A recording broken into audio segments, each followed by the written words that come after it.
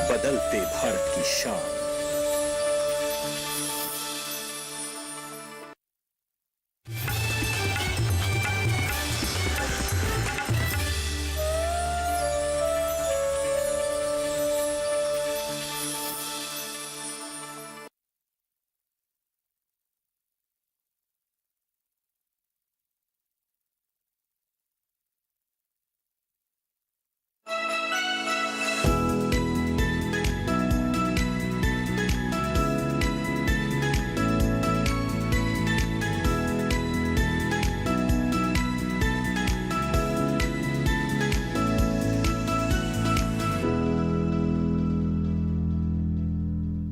नमस्कार, आप सभी का स्वागत कृषि दर्शन में। मैं हूं मुकुल शर्मा। कृषि दर्शन कार्यक्रम में लगातार आपको हम जानकारी देते हैं कृषि क्षेत्र में क्या कुछ नया हो रहा है और कैसे क्षेत्र के विकास और विस्तार में अहम योगदान हमारे जो अन्नदाता हैं, किसान हैं, वो निभा रहे हैं।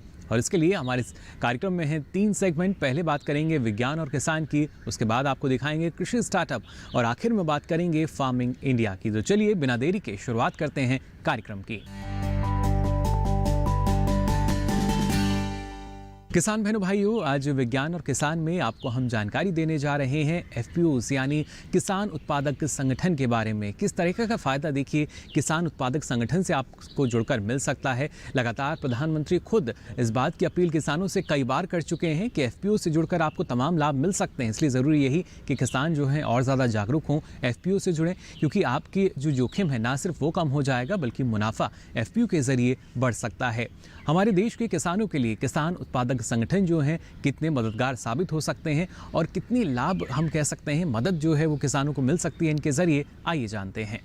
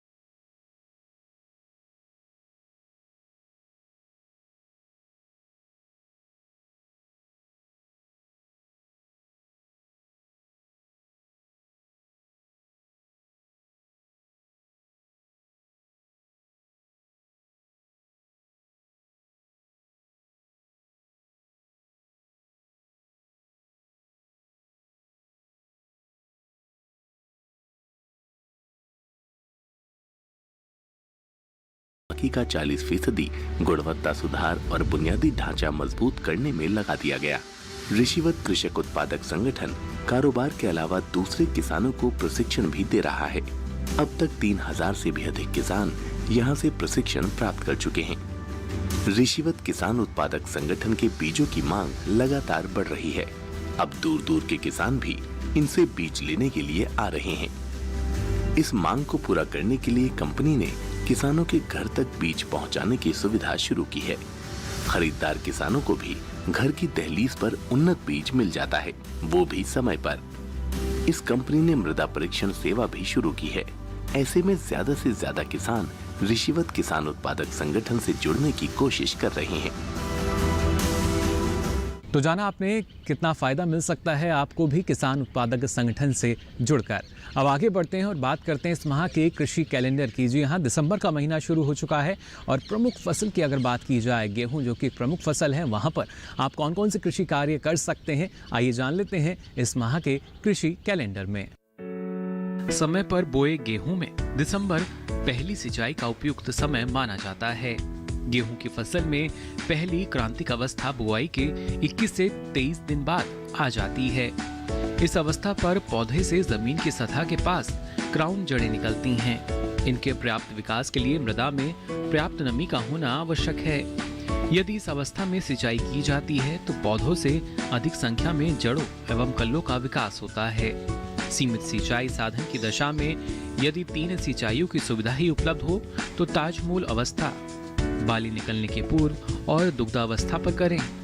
यदि 2 सिंचाइयां उपलब्ध हों तो क्राउन रूट एवं पुष्पावस्था पर करें। यदि 1 सिंचाई उपलब्ध हो तो क्राउन रूट अवस्था पर करें। सिंचाई के 3 से 4 दिन बाद नाइट्रोजन की आवश्यक मात्रा का बुरकाव भी करें।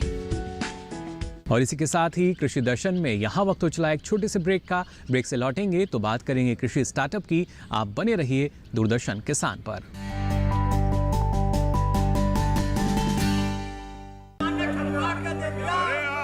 सारी फसल अच्छी होगी भाई।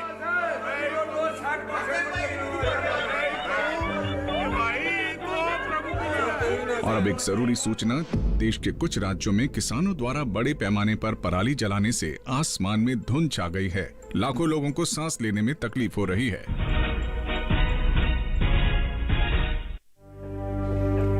हर साल हम अपने ही घर फूकते हैं और तमाशे बनते हैं।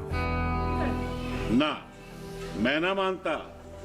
ये काम तो बरसों से होता आ रहा है, अब ऐसा क्या नया आ गया?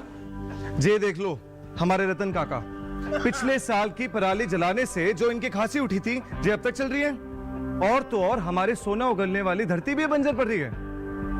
बेटा, तुम्हारी बात मान भी ले, पर एक बात बताओ कि पराली को ठिकाने लगाने में भी तो लागत आती है, और ये आग जलाने से ये काम आसानी से हो जाता है।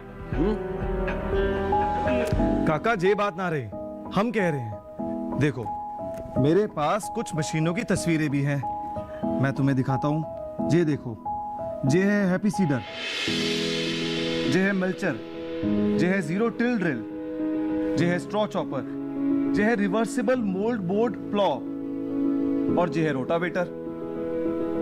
और ये संकल्प हमारे प्रधानमंत्री जी का है कि अब पराली कोई न जलाए और आधुनिक मशीनों का इस्तेमाल कर पराली खेत में मिलाएं और मिट्टी की गुणवत्ता को बढ़ाए।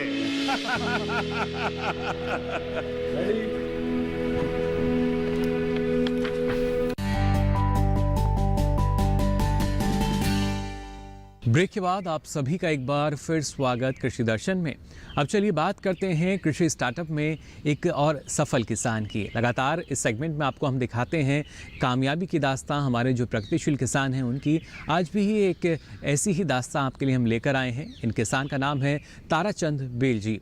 किस तरह का योगदान रहा इनका कृषि क्षेत्र में और आज के समय में कितना महत्वपूर्ण है कि जो किसान हैं वो एक किसान को देख के जागरूक हो रहे हैं, और क्या इन्होंने नई तकनीक ऐसी सीखी, साथ ही दूसरे किसानों तक भी पहुंचाई, जिसके ज़रिए इनका उद्देश्य यही रहा कि ना सिर्फ कृषि क्षेत्र का विस्तार हो सके बल्कि विकास हो सके। इनके महत्वपूर्ण योगदान के लिए आइए नज़र डाल लेते हैं इस खास रिपोर्ट पर।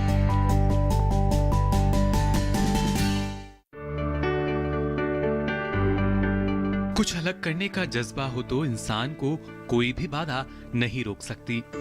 ऐसी ही कामयाबी की दास्तां है मध्य प्रदेश के नरसिंहपुर जिले के खमरिया गांव किसान ताराचंद बेल जी की।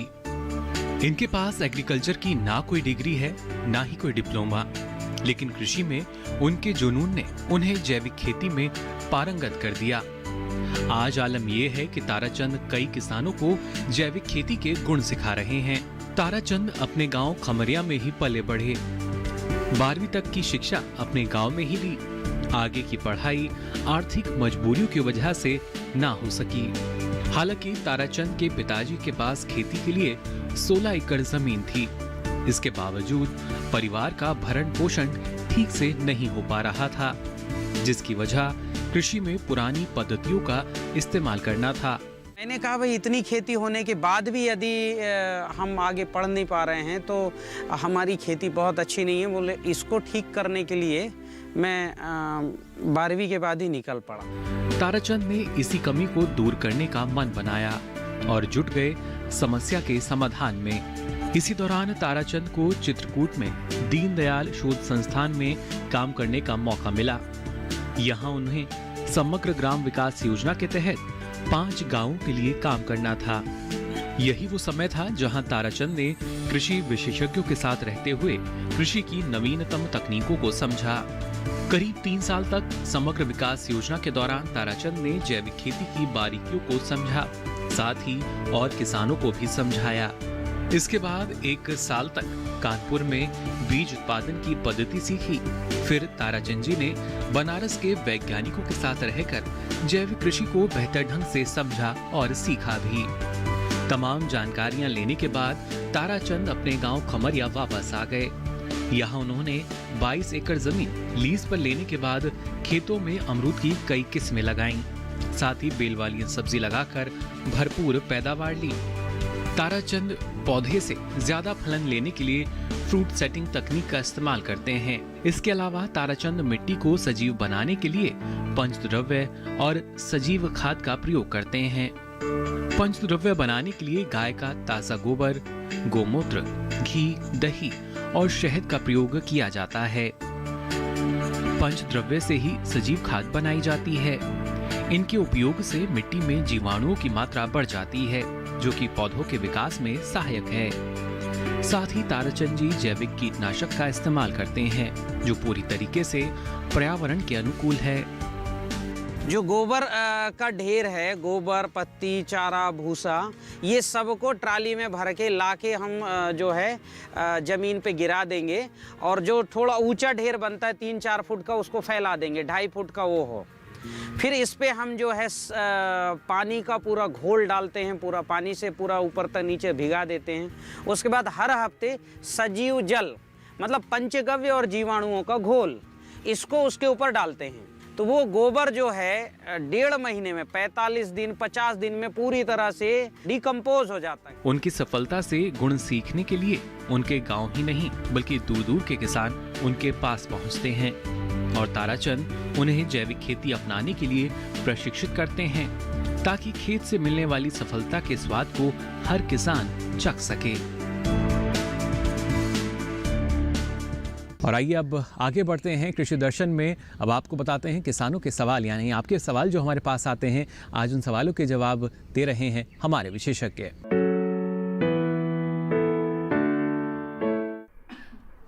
पंजाब से रुपिंदर कौर जी का मानसा पंजाब से एक प्रश्न है, जिसमें उन्होंने कहा है कि नए किसान कानून से किसानों को क्या फ़ायदा है। तो इसमें एक कानून है जैसे किसान व्यापार एवं वाणिज्य से संबंधित, या ये कहें साधारण भाषा में कि एक देश एक बाज़ार। तो इसमें जो किसान है और जो व्यापारी है वो स्वतंत्र हैं अपनी जो एग्रीकल्चर प्रोड्यूस है उसको बेचने के लिए, खरीदने के लिए। पहले एपीएमसी के अंतर्गत ही, मंडी के अंतर्गत ही वो बेचते थे, लेकिन अब मंडी के बाहर भी वो बेच सकते हैं। दूसरा जो ई नाम पोर्टल है हमारा, उसके माध्यम से भी ये लोग अपने उत्पाद को बेच सकते हैं और इसमें राज्य के अंदर भी और राज्य के बाहर भी वो अपने उत्पाद को बड़ी आसानी से बेच सकते हैं। और जब मंडी के बाहर आप बेचेंगे, जो एपीएमसी मंडी है, तो उस पर आपको ना कोई सेस लगेगा ना ही कोई टैक्स लगेगा। तो इसका मतलब ये है कि यदि आप बाहर भी बेचते हैं तो आपको उससे मुनाफा मिल सकता है, और आपको मालूम है कि किस मंडी में भाव ज़्यादा है तो आप वहाँ पे इसको बेच सकते हैं और अधिक मुनाफा कमा सकते हैं। इसी के साथ ही कृषि दर्शन में यहाँ वक्त चला एक और छोटे से ब्रेक का। ब्रेक से लौटेंगे तो बात करेंगे फार्मिंग इंडिया की। आप बने रहिए दूरदर्शन किसान पर।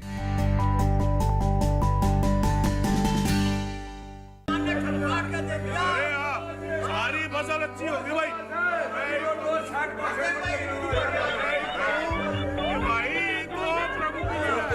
और अब एक जरूरी सूचना, देश के कुछ राज्यों में किसानों द्वारा बड़े पैमाने पर पराली जलाने से आसमान में धुंध छा गई है। लाखों लोगों को सांस लेने में तकलीफ हो रही है।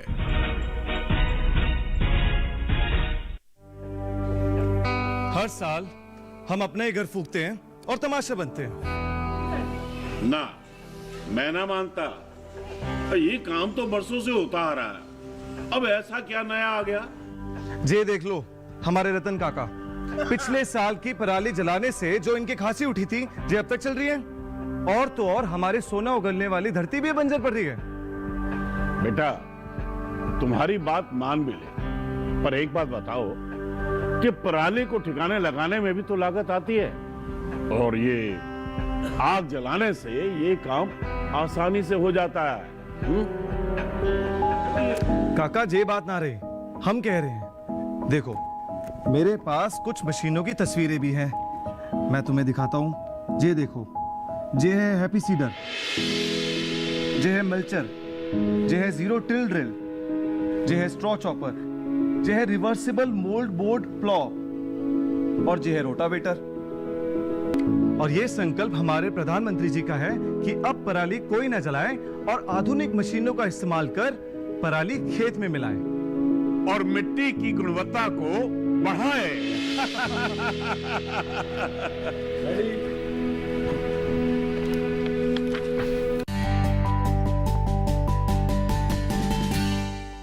ब्रेक के बाद आप सभी का एक बार फिर स्वागत कृषि दर्शन में। अब चलिए बात करते हैं फार्मिंग इंडिया की।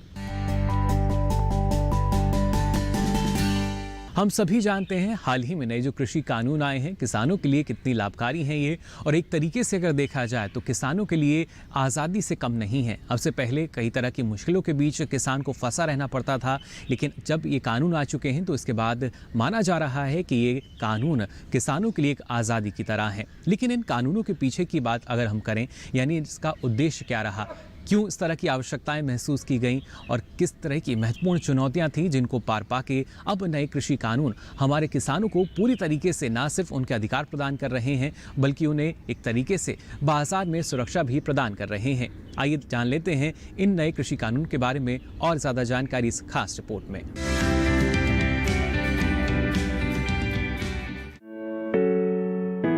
भारत सरकार द्वारा हाल ही में 3 कृषि कानून बनाए गए हैं। ये कानून मंडी में सुधार, अनुबंध खेती और आवश्यक वस्तु संशोधन कानून से जुड़े हैं। इस कानून से खेती किसानी एवं किसानों के जीवन में आमूलचूल परिवर्तन होगा। अब किसान अपने उत्पाद को किसी भी राज्य में मंडी के अंदर या बाहर कहीं भी बेच सकता है। जो ये तीनों कानून आए हैं उसमें एक एक करके इन समस्याओं का समाधान करने का प्रयास किया गया है। जो पहला कानून है उसमें ट्रेड एंड कॉमर्स का जो किसान की उपज का है उसको खोला गया, उसकी बंदिशें हटाई गई हैं। किसान अब नए कानून को आने के बाद मंडी में भी अपनी उपज बेच सकता है अगर मंडी में उसको अच्छा मूल्य मिले, पर मंडी के बाहर भी किसी वेयर हाउस से, किसी प्रोसेसर की फैक्ट्री के ऊपर, किसी अन्य राज्य के व्यापारी को जो बहुत अच्छा मूल्य दे रहा हो, या ई ट्रेडिंग प्लेटफॉर्म पे, इन सभी वैकल्पिक संस्थाओं में, वैकल्पिक व्यवस्थाओं में भी अपनी उपज को बेच पाएगा। जिसका अर्थ है कि जो पहले उसको सुविधा उपलब्ध थी, मंडी की सुविधा, एमएसपी पर बेचने की सुविधा, वो तो है ही, उसके अलावा अन्य विकल्प खुलने से अगर उसको अच्छा मूल्य किसी अन्य विकल्प से मिलता है तो वो मूल्य को ले पाएगा और ज़्यादा से ज़्यादा कीमत में अपनी उपज को बेच पाएगा। अब आगे बढ़ते हैं। जब बात आती है किसानों की या कृषि हित की तो इसके लिए लगातार सरकार जो है प्रयासरत नज़र आती है। हमने देखा कोरोना काल की जो चुनौती थी उस दौरान भी सरकार ने 20 लाख करोड़ के आर्थिक पैकेज का ऐलान किया, और इसमें आपको बता दें 1 लाख करोड़ का कृषि अवसंरचना कोष यानी एग्रीकल्चर इंफ्रास्ट्रक्चर फंड के लिए प्रावधान दिया गया है। इसके ज़रिए हम कह सकते हैं कि फार्म गेट पर ही जो सुविधाएं हैं वो किसानों को मिल सकेंगी, यानी अब किसान को लंबी दूरी तय नहीं करनी पड़ेगी। अब किसान के गांव में ही या खेत पर ही तमाम सुविधाएं उसको मिल सकेंगी। इसके ज़रिए ना सिर्फ अगर बात की जाए जो प्रोसेसर्स हैं, निर्यातक हैं, उनको जोड़ने के लिए या उनके एकीकरण के लिए इस तरह की कोशिश की जा रही है कि तमाम सुविधाएं किसानों को जल्द से जल्द उन्हीं के क्षेत्र में मिल सकें। और क्या कुछ खास रहेगा इसमें, आइए देखते हैं।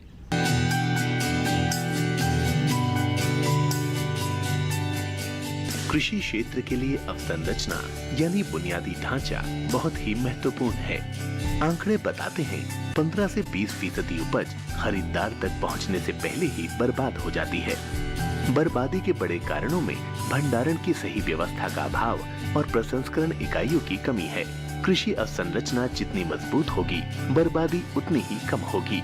1 लाख करोड़ की धनराशि ग्रामीण क्षेत्रों में भंडार गृहों, शीत गृहों, पैक हाउस के निर्माण और उनके विकास के अलावा बाजार व्यवस्था को दुरुस्त करने पर खर्च होगी। इसके साथ साथ प्रसंस्करण इकाइयां, निजी उद्यम, किसान उत्पादक संगठन और प्राथमिक कृषि ऋण समितियां, विपणन सहकारी समितियां भी इसका लाभ ले सकती हैं। साथ ही संयुक्त देयता समूह, बहुउद्देशीय सहकारी समितियां, कृषि उद्यमी, स्टार्टअप और संग्रहित अवसंरचना प्रदाता भी इसके हकदार होंगे। केंद्रीय एजेंसियां, राज्य एजेंसियां या स्थानीय निकायों की ओर से प्रायोजित सार्वजनिक निजी भागीदारी परियोजनाएं भी इस योजना का हिस्सा बन सकती हैं। कृषि अवसंरचना कोष असल में मध्यम या लंबी अवधि के ऋण की सुविधा प्रदान करता है। खास बात यह है कि सभी तरह के ऋणों में हर साल 2 करोड़ रुपए की सीमा तक ब्याज में 3% की छूट दी जाएगी। ये छूट अधिकतम 7 साल के लिए होगी। इसके अलावा 2 करोड़ रुपए तक के ऋण के लिए क्रेडिट गारंटी कवरेज भी उपलब्ध होगा। पुनर्भुगतान के लिए ऋण स्थगन कम से कम 6 महीने और ज्यादा से ज्यादा 2 साल के लिए हो सकता है।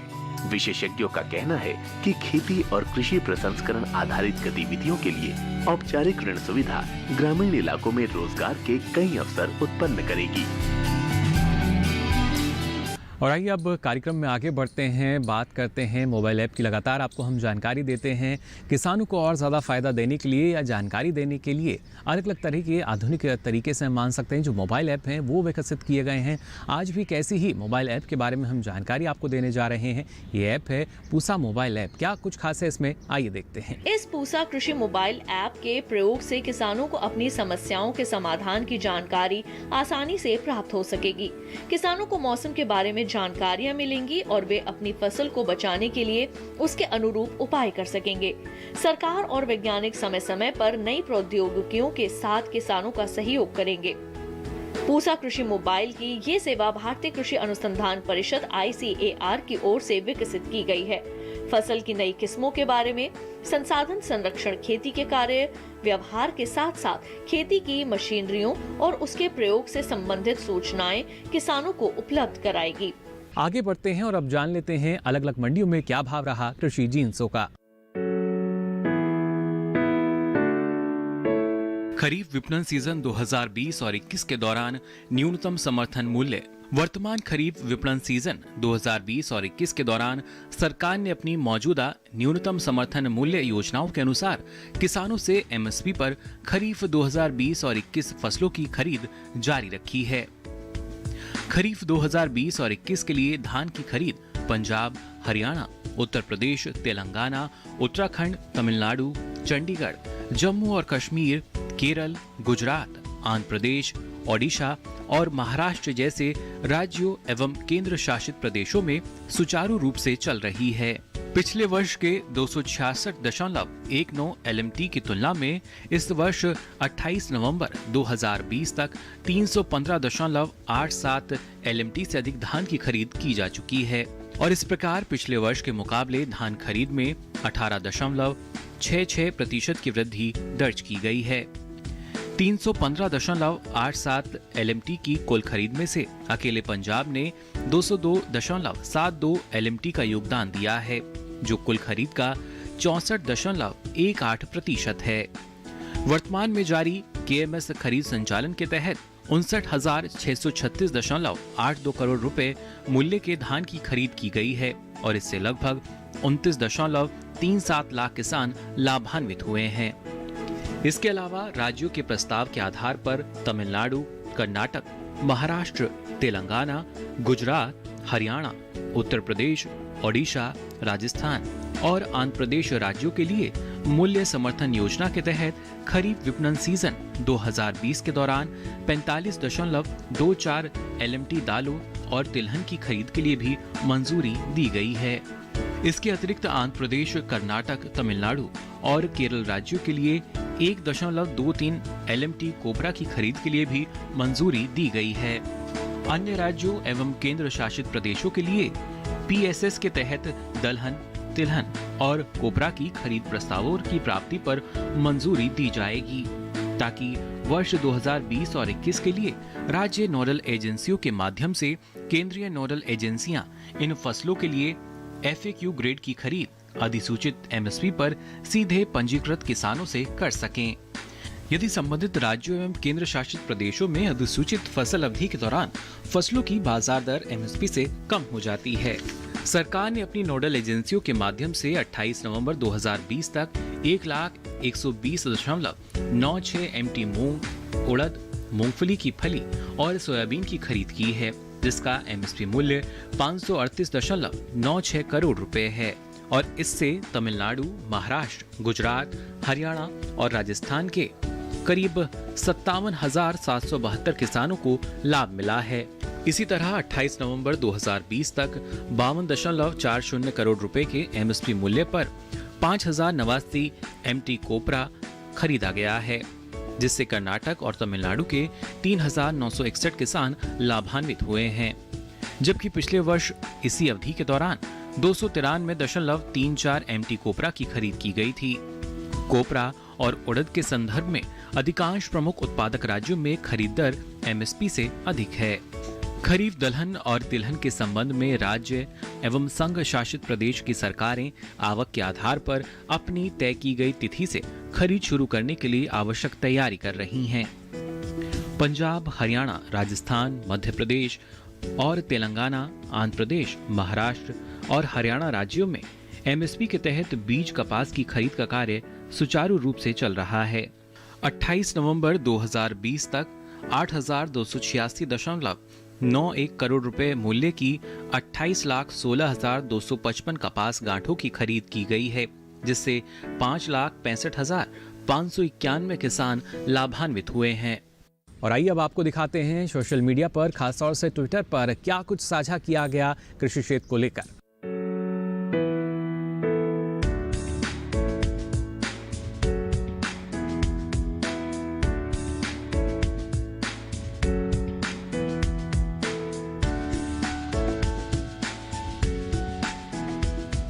तो आज के लिए कृषि दर्शन की इस कड़ी में बस इतना ही, लेकिन चलते चलते आपको बता दें, अगर आप अपना कोई सवाल या सुझाव आप हम तक पहुंचाना चाहते हैं तो आप हमें ईमेल कर सकते हैं। हमारी मेल आईडी है nationalkrishidarshan@gmail.com।